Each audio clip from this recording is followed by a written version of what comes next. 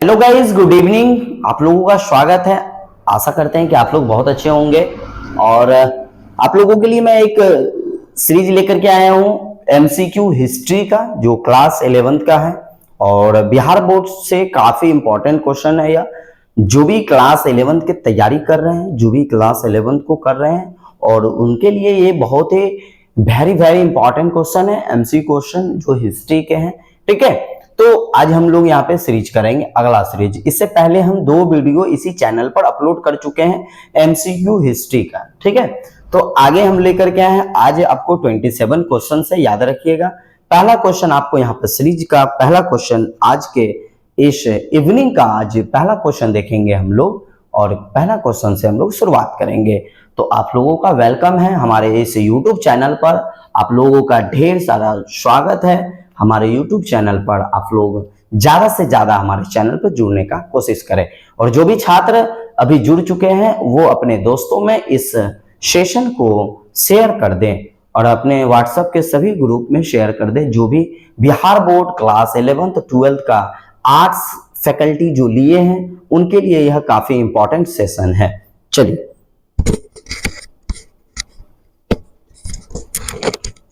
आगे बढ़ते हैं और हम लोग देखते हैं पहला क्वेश्चन कि निम्नलिखित में से कौन से इंग्लैंड में औद्योगिक शहर नहीं है। बताइए, इंग्लैंड में कौन सा औद्योगिक शहर नहीं है, ये आपको बताना है। तो याद रखिएगा, औद्योगिक शहर इनमें से कौन सा नहीं है। डबलिन नहीं है, न्यू कासाल नहीं है, या ये लादेन नहीं है, या मैनचेस्टर नहीं है। तो याद रखिएगा, इंग्लैंड में जो औद्योगिक शहर नहीं है वो डबलिन नहीं है। याद रखिएगा, ऑप्शन नंबर 1। आगे चलेंगे, जापान में आधुनिक बैंकिंग संस्थाओं का प्रारंभ कब हुआ। जापान में जो है वो आधुनिक बैंकिंग का प्रारंभ कब से हुआ है। बैंकिंग संस्थाओं का प्रारंभ क्या 1772 ईस्वी में, 1815 में, 1852 में, 1872 में, ये बताना है आपको कि जापान में आधुनिक बैंकिंग संस्थाओं का प्रारंभ कब हुआ था।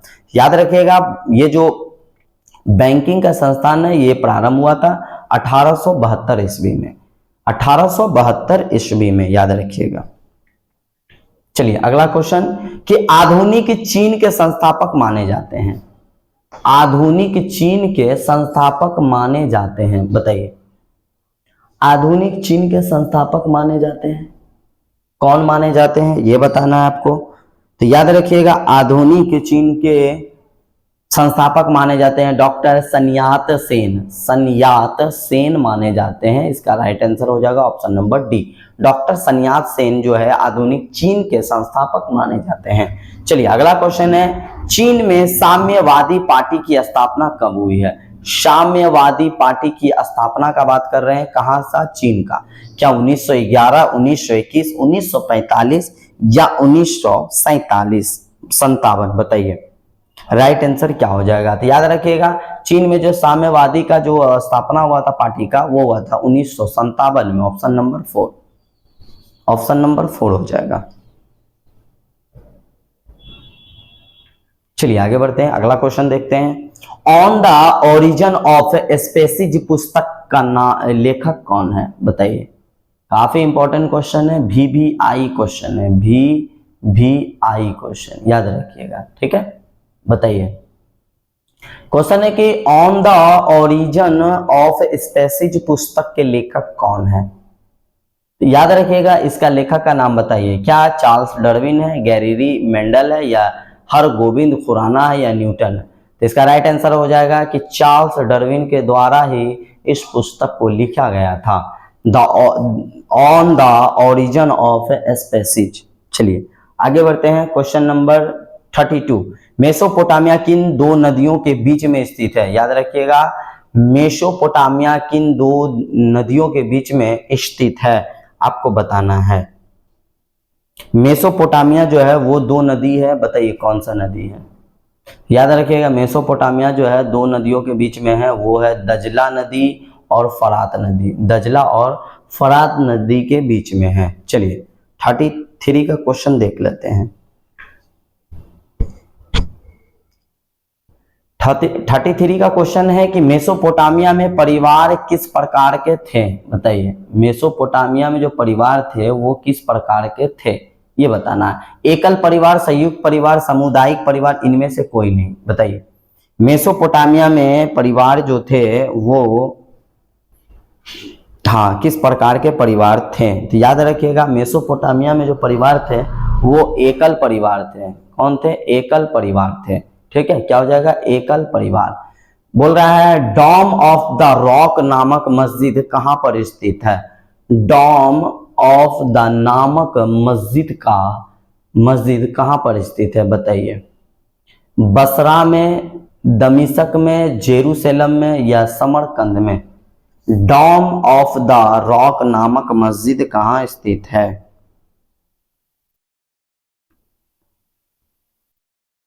तो याद रखिएगा डॉम ऑफ द रॉक नामक मस्जिद जो यह स्थित है जेरूसलम में। कहां स्थित है? जेरूसलम। चलिए आगे बढ़ते हैं। Question number 35। क्वेश्चन नंबर 35 में बोलता है, क्वेश्चन नंबर 35 में बोलता है कि अब्बासी क्रांति कब हुई? 35 में है कि अब्बासी क्रांति कब हुई, ये बताना है आपको। अब्बासी जो क्रांति है ये कब हुआ है, बताइए। 712 में हुआ है, 747, 786 या 802 ईस्वी में हुआ है अब्बासी क्रांति, बताइए। तो इसका राइट आंसर क्या हो जाएगा? ये अब्बासी क्रांति जो हुआ था वो 747 ईस्वी में हुआ था। कब हुआ था? 747 ईस्वी में। तो 35 का राइट आंसर क्या हो जाएगा? Option number 2। पैगंबर का प्रतिनिधि क्या कहलाता है, बताइए। पैगंबर का जो प्रतिनिधि करता है उसे क्या कहते हैं, ये बताना है। तो पैगंबर का जो प्रतिनिधि करता है उसे बोलते हैं, बताइए। गाजी बोलते हैं, उम्मा बोलते हैं, अमीर बोलते हैं या खलीफा बोलते हैं? तो याद रखिएगा पैगंबर का जो प्रतिनिधि करता है उसको जो है हम लोग बोलते हैं खलीफा। क्या बोलते हैं? खलीफा बोलते हैं, याद रखिएगा। खलीफा इसका राइट आंसर हो जाएगा। ठीक है, चलिए आगे बढ़ते हैं। क्वेश्चन नंबर 37 देख लेते हैं हम लोग। क्वेश्चन नंबर 37 में बोलता है चर्च को प्रतिवर्ष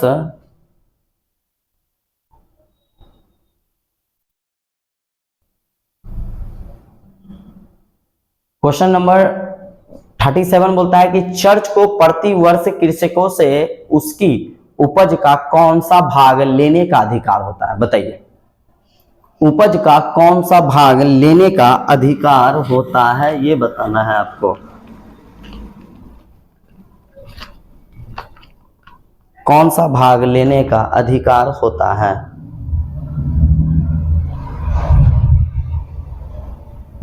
तो याद रखिएगा चर्च को प्रतिवर्ष जो है कृषकों से उसकी उपज का कौन सा भाग लेने का होता है? तो याद रखिएगा भाग 10 लेने का होता है। उपज का 10वां भाग लेने का होता है। ठीक है, याद रखिएगा। अगला क्वेश्चन है कि सालेमैन कौन था? सालेमैन जो है वो कौन था, इसके बारे में पूछ रहा है कि सालेमैन जो था वो कौन था, ये बताइए आप। सालेमैन कौन था? तो याद रखिएगा सालेमैन जो है वो कौन था? क्या फ्रांस का शासक था, इंग्लैंड का शासक था, इटली का शासक या स्पेन का शासक? तो सालेमैन जो है वो जो था वो फ्रांस का शासक था। कहां का शासक था? फ्रांस का शासक था। ठीक है, ये याद रखिएगा। क्वेश्चन नंबर 38 कंप्लीट है। 39 हम लोग देख लेते हैं। Question number 39। क्वेश्चन नंबर 39 है कि ऑस्ट्रेलिया के मूल निवासी कहां से आए थे? चलिए, ये क्वेश्चन है कि ऑस्ट्रेलिया के मूल निवासी जो है वो कहां से आए थे? न्यू गिनी से आए थे, तस्मानिया से आए थे, तस्मानिया से, सिडनी से या न्यू साउथ वेल्स से आए थे? बताइए ऑस्ट्रेलिया के मूल निवासी कहां से आए थे? तो बताइए इसका राइट आंसर क्या हो जाएगा? जिनको आंसर पता है आप लोग कमेंट बॉक्स में आंसर दीजिए। जिनको आंसर पता है आप लोग कमेंट बॉक्स में इसका आंसर दीजिए, क्या होगा? तो याद रखिएगा ये जो ऑस्ट्रेलिया के मूल निवासी थे वो कहां से आए थे? तो वो न्यू गिनी से आए थे। कहां से आए थे? New Guinea. तो इसका राइट आंसर क्या हो जाएगा? न्यू गिनी हो जाएगा। आगे बढ़ते हैं क्वेश्चन नंबर 40। क्वेश्चन नंबर 40 हम लोग देख लेते हैं। और क्वेश्चन नंबर 40 में बोलता है कि पूंजीगत औद्योगिक कारखानों में निम्न में से किस प्रकार के श्रमिक से कम करवाना अधिक पसंद करते हैं? बताइए, वयस्कों से, बच्चों से, औरतों से या लड़कियों से? बताइए इसका राइट आंसर क्या हो जाएगा? पूंजीगत औद्योगिक जो है, पूंजीगत जो औद्योगिक है, बताइए, पूंजीगत औद्योगिक कारखानों में जो निम्न में से किससे काम करवाने में ज्यादा ही करते हैं? तो याद रखिएगा, ये जो ज्यादा पसंद करते हैं वो बच्चों से काम करवाने में ज्यादा पसंद करते हैं। तो इसका राइट आंसर हो जाएगा बच्चों से। ठीक है, आगे बढ़ते हैं। क्वेश्चन नंबर हम लोग देख लेते हैं 41 क्वेश्चन नंबर हम लोग 41 देख लेते हैं। क्वेश्चन नंबर 41 में बोलता है जापान का आधुनिकीकरण का दुष्परिणाम क्या था? बताइए, परिणाम था। ये जो जापान का आधुनिकीकरण का दुष्परिणाम क्या था? बताइए, सैनिकवाद था, शैक्षणिक विकास था, या औद्योगिक विकास था, या सांस्कृतिक पतन था? बताइए क्या होगा? जापान के आधुनिकीकरण का एक दुष्परिणाम था, बताइए क्या होगा? याद रखिएगा, इसका राइट आंसर जो हो जाएगा वो हो जाएगा आपको सैनिकवाद। क्या हो जाएगा इसका राइट आंसर? सैनिकवाद हो जाएगा। अगला क्वेश्चन देख लीजिए। देखिए, जिनको आंसर पता है आप लोग फटाफट आंसर कमेंट में कीजिए, जिनको नहीं पता है आप देख लीजिए, उसको लिख लीजिए, याद कर लीजिए। जितना क्वेश्चन यहाँ पे हम लिखा रहे हैं काफी इंपॉर्टेंट क्वेश्चन सब लिखा रहे हैं, तो आप लोग कोशिश कीजिए ज्यादा से ज्यादा इस क्वेश्चन को लिख लेने का, प्रैक्टिस करने का। ठीक है, ऑस्ट्रेलिया को किस यूरोपीय, जो 11th में उनके लिए तो काफी समय है, अभी काफी समय है, 2026 में आपका एग्जाम होगा। जो 2025 में एग्जाम दे रहे हैं वो 12th के लिए आप अपना जो है सेल्फ स्टडी मोस्ट कर लीजिए, है ना, क्योंकि आधा समय आपका अब खत्म हो गया है।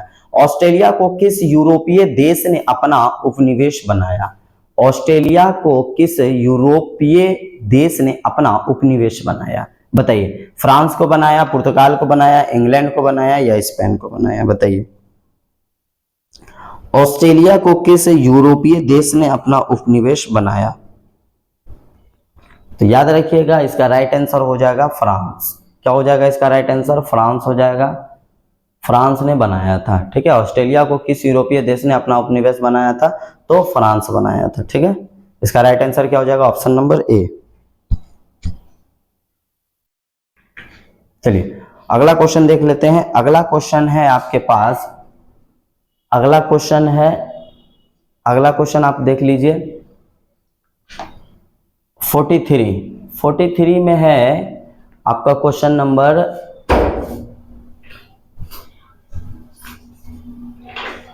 नीचे कैमरा हिलाना मत, ठीक है।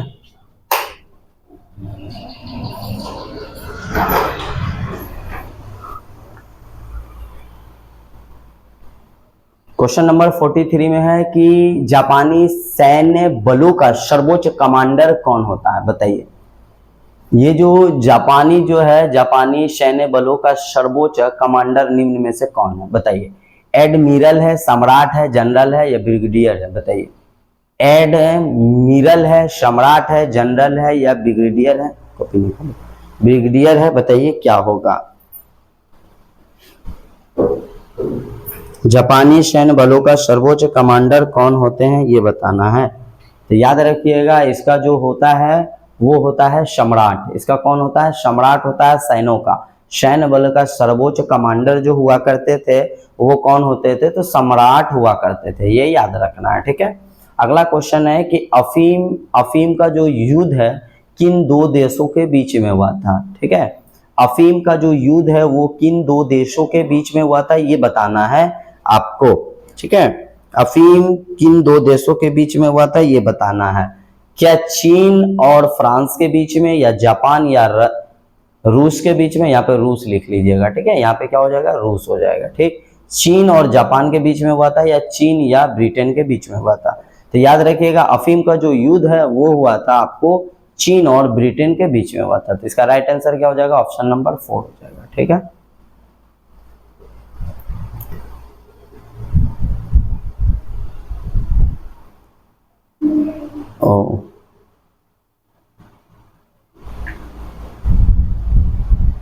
चलिए अगला क्वेश्चन है 25। ठीक है। 45 में बोलता है मेसोपोटामिया की पहचान वर्तमान में किस देश से की गई है, बताइए। मेसोपोटामिया का जो पहचान है वो किस देश से की गई है, आपको ये बताना है। चलिए, मेसोपोटामिया का जो पहचान है हम लोग जो है किस देश से पहचान करते हैं, आपको ये बताना है। वर्तमान दिया हुआ है, वर्तमान में किस देश से किया जाता है ये बताना है। ऑप्शन आपके पास है ईरान है, इराक है, चीन है और तुर्की है। तो याद रखिएगा इसका राइट आंसर क्या होगा, ईरान होगा, इराक होगा, चीन या तुर्की, बताइए। तो मेसोपोटामिया का जो पहचान है वर्तमान में जो है किस देश से किया जाता है, तो वो इराक से किया जाता है, ठीक है। किससे किया जाता है, इराक से। ऑप्शन नंबर 2 हो जाएगा। अगला क्वेश्चन है आपके पास कि अगिन की जानकारी मानव को आज से लगभग कितने लाख वर्ष पहले पता चला है, बताइए। आग का जो आविष्कार हुआ है उसके बारे में पता करना है, कितने वर्ष पहले हुआ है। तो याद रखिएगा आग का जो है अगिन की जानकारी जो है मानव को आज से 14 लाख वर्ष पहले पता चला है। कितना चला है, 14 लाख वर्ष पहले पता चला है, ठीक है।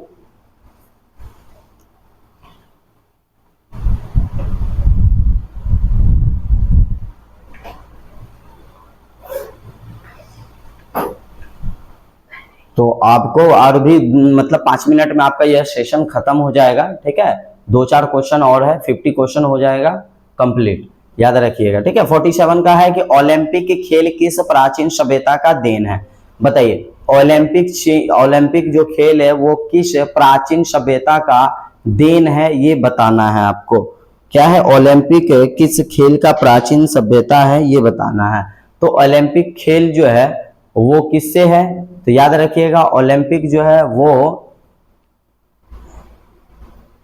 वह जो है चीन से है, ठीक है। क्या हो जाएगा, ऑप्शन नंबर 2 हो जाएगा, यह चीन से है। ओलंपिक खेल अभी भी जान रहे हैं आप लोग, अभी ओलंपिक जो है चल रहा है कहाँ, पेरिस में चल रहा है, ठीक है। कहाँ चल रहा है, पेरिस में चल रहा है, और पहले क्या था, चीन में था, याद रखिएगा, ठीक है। अगला क्वेश्चन है कि आंटामीरा गुफा चित्र किस देश में मिला है। यह एक गुफा का नाम है। ये जो आंटामीरा जो गुफा है यह जो है किस देश में मिला है, बताइए। जर्मनी में मिला है, स्पेन में, ऑस्ट्रेलिया में या पुर्तगाल में, ये आपको बताना है। जिनको आंसर पता है आप लोग कमेंट बॉक्स में आंसर बताइएगा, ठीक है। कहाँ बताइएगा, कमेंट बॉक्स में आप लोग आंसर दीजिएगा, ठीक है। आंटामीरा गुफा जो है ये किस देश से था तो ये बताना है।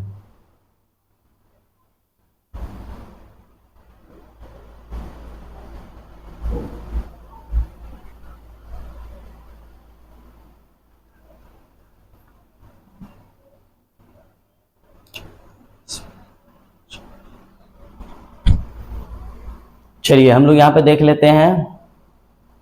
तो इसका राइट आंसर क्या हो जाएगा, अंटामीरा जो गुफा है वो कहाँ किस देश का है, तो वो है स्पेन का, याद रखिएगा। कहाँ का है, स्पेन का है। तो राइट आंसर क्या हो जाएगा, अंटामीरा गुफा किस देश का है, तो स्पेन का है। अब आप लोगों के लिए आज का आखिरी क्वेश्चन, ठीक है, सेशन का आखिरी क्वेश्चन है। पूछता है कि दफनाने की जो प्रक्रिया है वो परंपरा जो है वो प्राचीनतम साक्ष्य लगभग कितने वर्ष पहले मिला, ठीक है। अभी जो आप लोग देखते हैं दफनाने का जो प्रक्रिया होता है वो जो है उसका जो साक्ष्य मिला है वो कितने वर्ष पहले मिला है, ये पूछता है। तो आपको बताना है कितना मिला, बताइए। 5 लाख वर्ष पूर्व, 4 लाख वर्ष पूर्व या 3 लाख या 2 लाख, बताइए कितने लाख वर्ष पहले यह मिला है, बताइए। इसका क्या हो जाएगा, 5 लाख, 4 लाख, 3 लाख या 2 लाख, बताइए। दफनाने की जो परंपरा होती है वो प्राचीनतम जो साक्ष्य मिलता है, कोई रूप जो है कि दफनाने का जो तरीका है वो कब दिखा है, ठीक है। तो याद रखिएगा यह जो है आपका ऑप्शन 3 हो जाएगा, 3 लाख वर्ष पूर्व में मिला है। और इस सेशन का आखिरी क्वेश्चन है आप लोगों के लिए। यह सेशन का आखिरी क्वेश्चन है कि गिलगेमिस महाकाव्य का संबंध प्राचीनतम सभ्यता किससे है, बताइए। आखिरी क्वेश्चन है कि गिलगेमिश महाकाव्य का संबंध किस प्राचीन सभ्यता से है? बताइए। गिलगेमिश का बात करें ना, गिलगेमिश का जो महाकाव्य है इसका संबंध जो रखते थे ये मेसोपोटामिया से रखते थे। किससे रखते थे? मेसोपोटामिया से। ठीक है, ये मेसोपोटामिया से रखते थे, तो ऑप्शन में आपका मेसोपोटामिया है, ऑप्शन नंबर 2। ठीक है, याद रखिएगा। यह जो क्लास आपका स्टार्ट होता है शाम के एक चैनल 6:15 में स्टार्ट होता है, PM 6:15 में लाइव स्टार्ट होता है, और दूसरा आपका एक चैनल है जो एक चैनल पे आपको 7:25 में आपका क्लास स्टार्ट होता है, शाम के 7:25 पे लाइव स्टार्ट हो जाता है। ठीक है, जिनको भी क्लास आर्ट्स का क्लास करना हो आप इन दोनों चैनल पे आप ज्वाइन हो सकते हैं। एक चैनल है आपको MV इन्फोटेक, जो चैनल अभी आप देख रहे हैं। एक चैनल है MD classes bye Zahid sir के यूट्यूब चैनल पे आप जाके, यहाँ पर आपको यूट्यूब चैनल जो 7:25 में स्टार्ट होता है वो जाहिद सर के क्लास पे स्टार्ट हो जाता है। ठीक है, और MB इन्फोटेक पे आपको स्टार्ट होगा 6:15 में, 6:15 पे PM में स्टार्ट हो जाएगा। ठीक है, तो आज के लिए यहीं तक, फिर मिलते हैं आप लोगों के बीच कल।